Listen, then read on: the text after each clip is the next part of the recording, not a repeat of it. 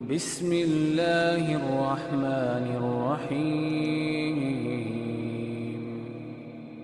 رسول اکرم صلی اللہ علیہ وسلم نے فرمایا گھر سے وضو کر کے مسجد آیا کریں۔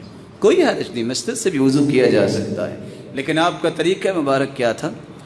آپ نے حکم بھی دیا، کر کے بھی دکھایا کہ جو بندہ گھر سے وضو کر کے مسجد کی طرف آتا ہے، صحیح مسلم کی روایت ہے 282، تو اللہ عز و جلال اس کو انعام کیا دیتے ہیں؟ ایک قدم اٹھاتا ہے نیکی، ایک رکھتا ہے نیکی۔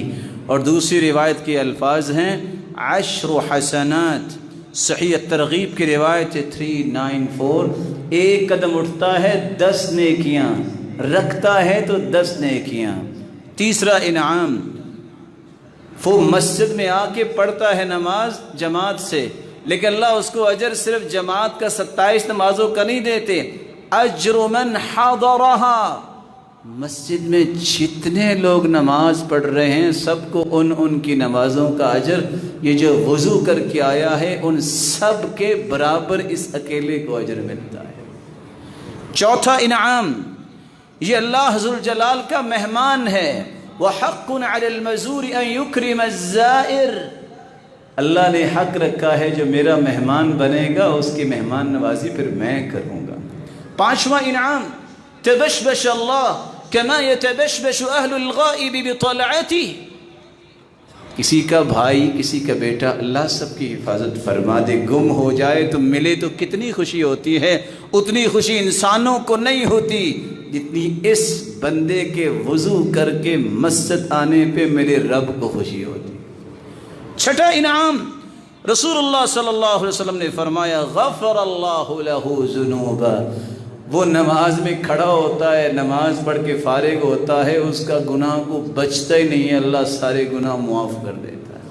ساتواں انعام، صحیح الجامع کی روایت ہے 6228، فَأَجْرُهُ كَأَجْرِ الْحَاجِّ الْمُحْرِمِ،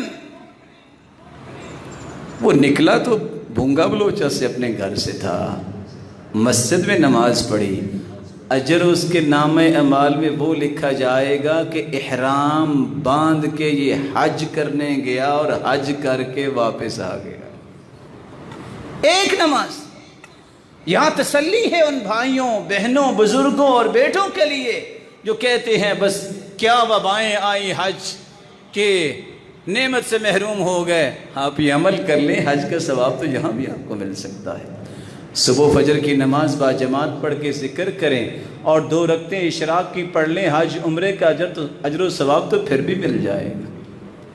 نماز پڑھنے کے بعد 33 مرتبہ سبحان اللہ الحمدللہ، 34 مرتبہ اللہ اکبر کہہ لیں، حج اور عمرے جہاد اور صدقے کا اجر تو پھر بھی مل جائے گا۔ حدیث کے الفاظ یہ اللہ نے محروم نہیں کیا۔